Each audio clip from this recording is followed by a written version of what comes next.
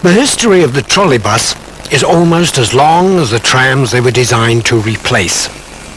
At a very early stage in the life of trams, it was obvious that the restrictions of the cars being placed on rails was bound to cause problems.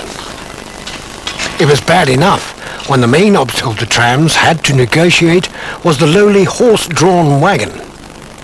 But as the combustion engine was more fully developed and the motor car and early trucks became more common, it was obvious that a more manageable vehicle was going to be needed.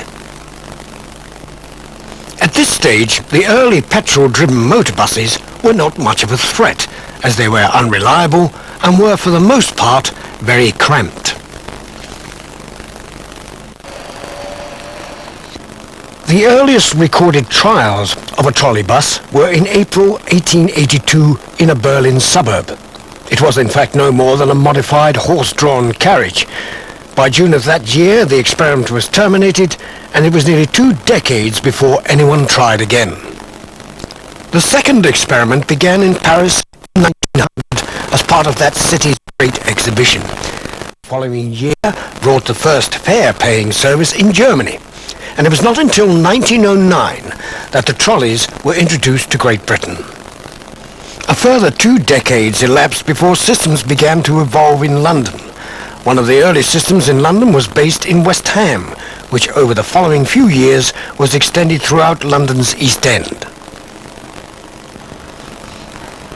Throughout the summer months, in certain parts of England, you can see for yourselves some of the splendid vehicles in all their glory. So before we carry on with the history of the trolleybus, let's take a look at some of them. The beautiful thing about trolleybus is how clean they are and how good they are for the environment, and most of all, how quiet they are.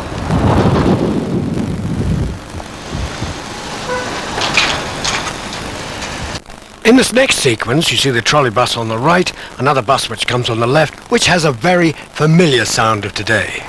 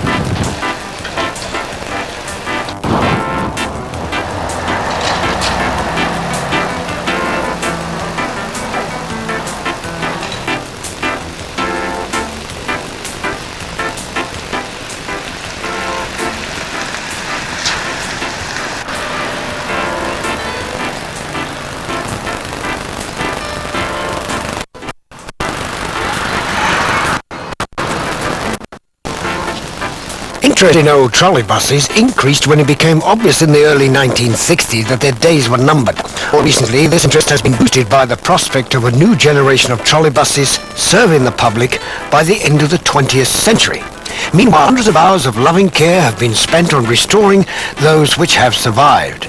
They may be admired as static exhibits in Belfast, Cardiff, Dublin, Glasgow and London, but rides can be enjoyed on them at Carlton, Colville, Suffolk and Sandtoft, Humberside.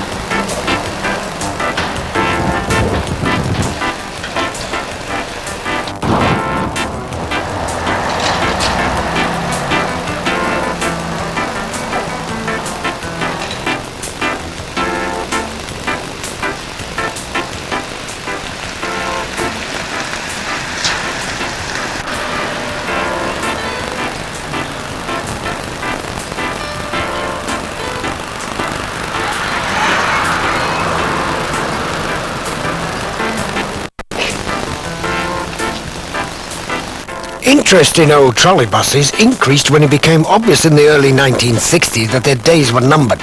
More recently, this interest has been boosted by the prospect of a new generation of trolley buses serving the public by the end of the 20th century. Meanwhile, hundreds of hours of loving care have been spent on restoring those which have survived. They may be admired as static exhibits in Belfast, Cardiff, Dublin, Glasgow and London, but rides can be enjoyed on them at Carlton, Colville, Suffolk and Sandtoft, Humberside.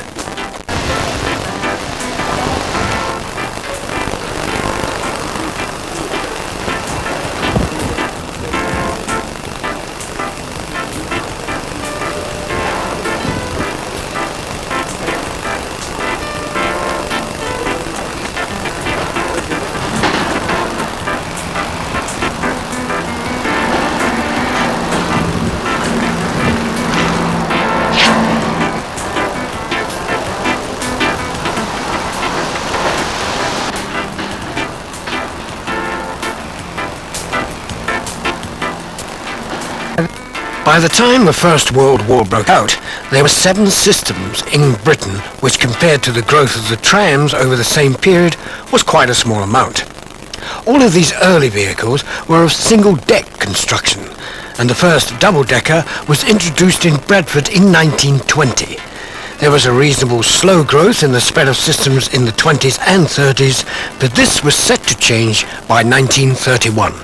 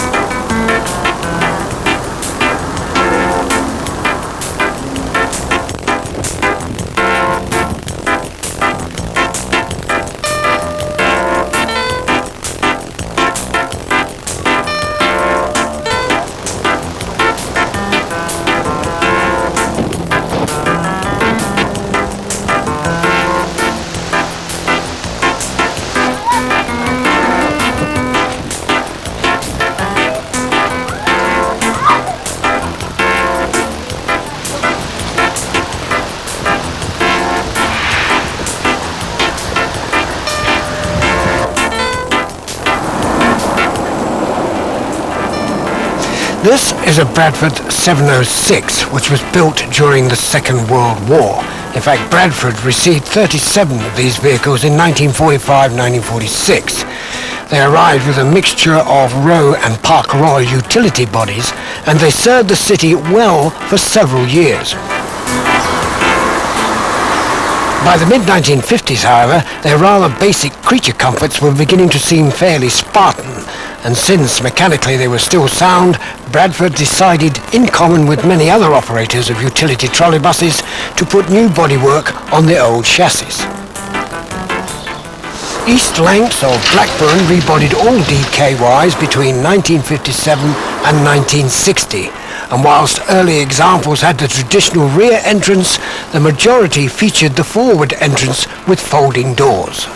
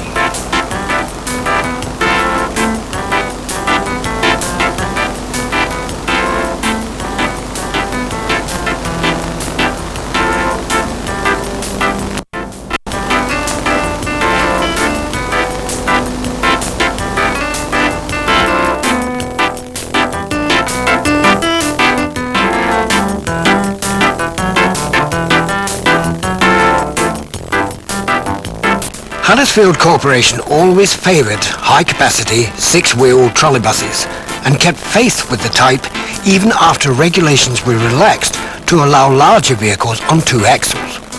It therefore became the last operator to put traditional six-wheeler trolleybuses into service, and the 631 represents the 10-strong class which earned their distinction in 1959. The same desire for standardization meant that they were built, like their predecessors, only 7 foot 6 wide, although wider buses had long been permitted. Because Huddersfield considered it the maximum width suitable for long gauge on Route 90, no such scruples ever affected any other motor buses that run on Longwood since. 631 was in service up to the end of the Huddersfield system in July 1968, thereby seeing only 8.5 years of active service. Its life in preservation saw it run in tours in Reading and Bournemouth before being one of the first arrivals at Sandtoft in 1969, and has been a stalwart of the operating fleet ever since. This is the Derby 172 Sunbeam W Wayman. Now this is what those utility trolley buses were like when they were built. Derby 172 was one of a pair supplied in the year 1944. A further 13, though with Park Royal bodies, were delivered over the next 2 years. Now Derby never did rebody its wartime trolley buses, and 172 ran like this until it was withdrawn early in the Derby abandonment process in 1964. 172 has spent most of the last 30 years down the road at the Westgate Trolleybus Museum, but has been let out to play or to celebrate the 30th anniversary of the end of the war, which dictated its style of construction. The bodywork was extensively restored over the winter by Armthorpe Motor Company.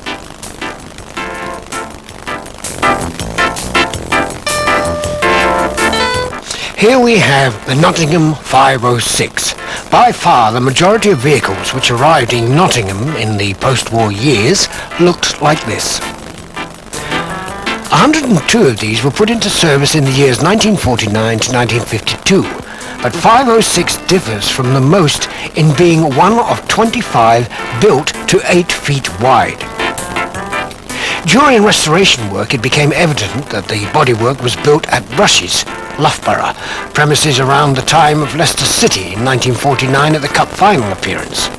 The 8-footers were actually the last Nottingham trolleybuses to be retained, and 506 was Nottingham's official last trolleybus, being sign-written for the closure ceremony on the 1st of July 1966. This 506 has a varied career. Nottingham kept it for some time in the hope that it would be preserved, but when it happened it was quickly vandalised despite being kept in a locked shed. It presented a sorry sight when it arrived at Sandtoft in 1974 after being kept at various locations in Yorkshire, but over subsequent years it has gradually been restored. It now appears as it did during its latter years in Nottingham. The last trolleybus lettering was not immediately reapplied, although it was a long-term intention simply to distinguish it from other preserved Nottingham six-wheelers of similar type. Now, Nottingham had one of the largest British trolleybus systems outside London and re-equipped its fleet extensively in the early post-war years.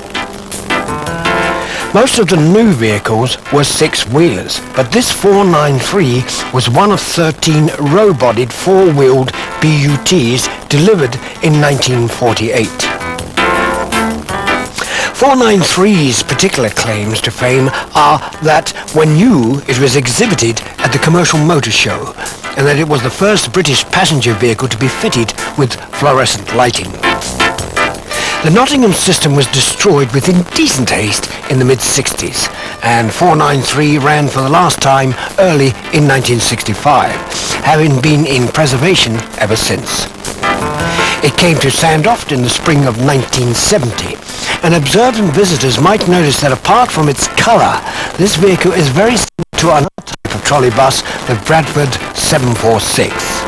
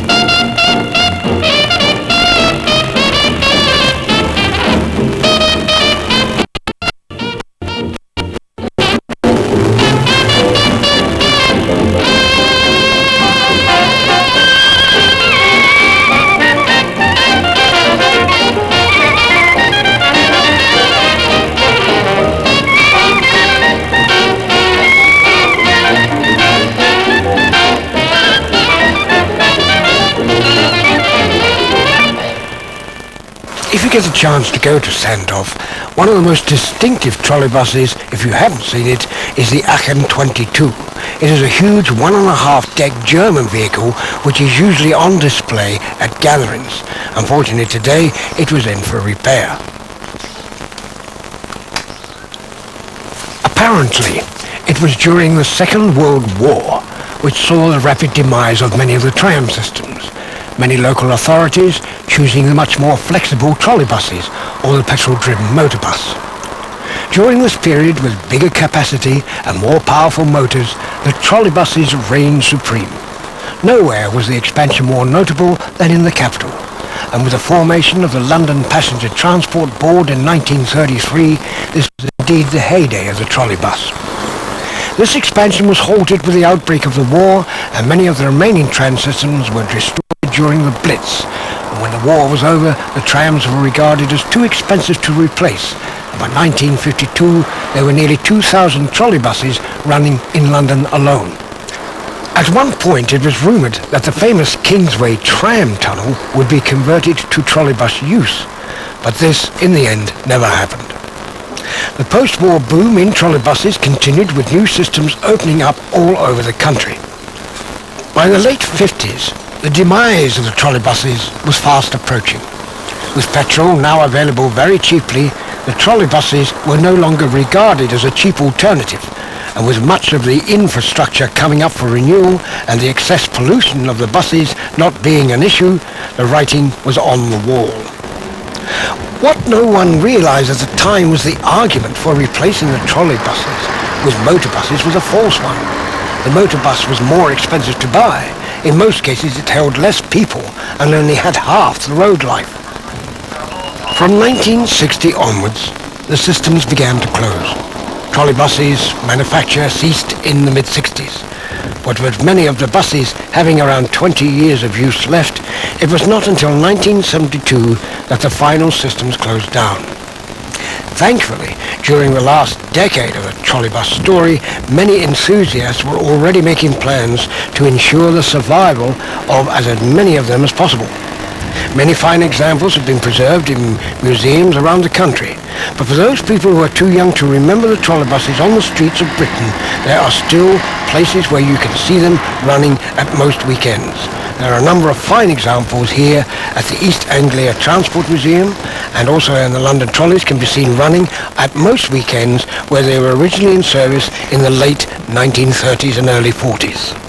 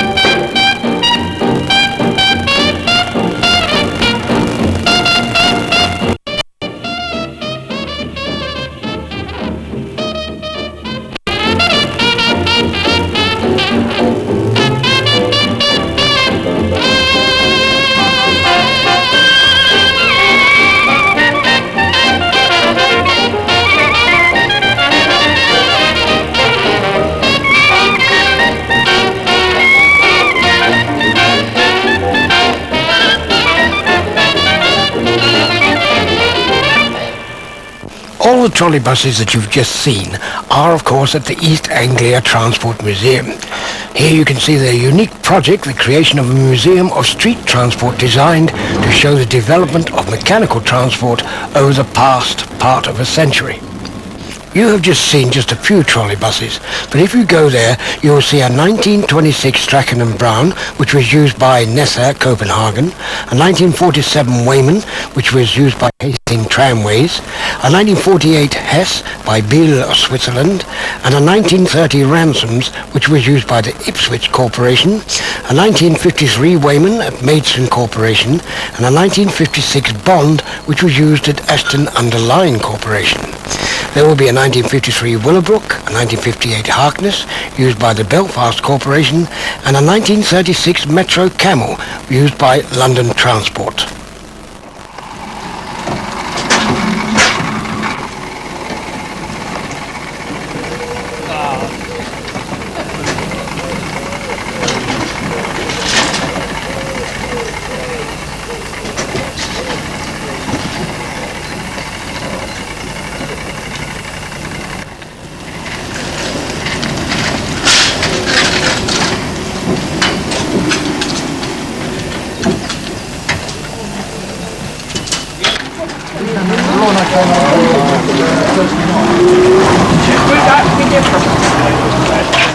It is ironic to think that the principle that was once destroyed could well come back again.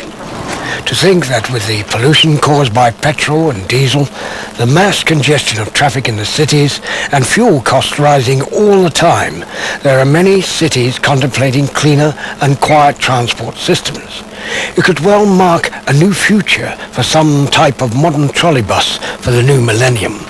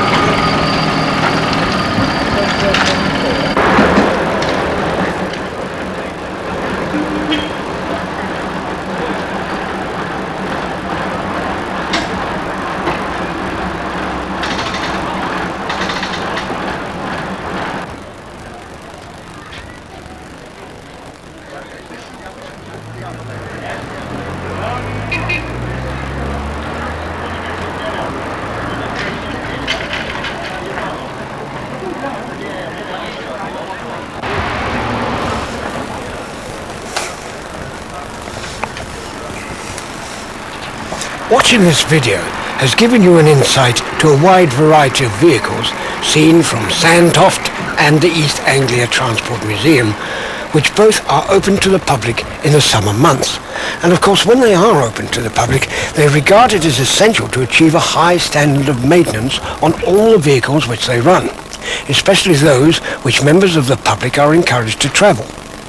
A regular system of inspection and maintenance is in place with their own workshops, as well as 2 inspection pits here at East Anglia, one for tram and one for trolleybus. When operating trolleybuses, an electrical leakage test is taken at the start of each day, and if an acceptable reading is not obtained, the vehicle concerned is not allowed to enter the service. Electrical current for trams and trolleybuses is provided at 600 volts DC, the power being supplied through a transformer rectifier from the electricity company's network. The transformer was purchased new in 1984 and is linked with 2 modern silicone rectifiers acquired in 1983. They were from the Southern Pier Railway. In case of interruption to the mains power supply, they have a standby Paxman diesel generator, purchased second-hand in 1970. In the early days of the museum, this was the only source of electrical traction power, but is now called upon only occasionally, although it is kept in first-class condition. Now, the overhead wiring also has to be maintained to a high standard of efficiency, and 2 tower wagons are currently used for this purpose.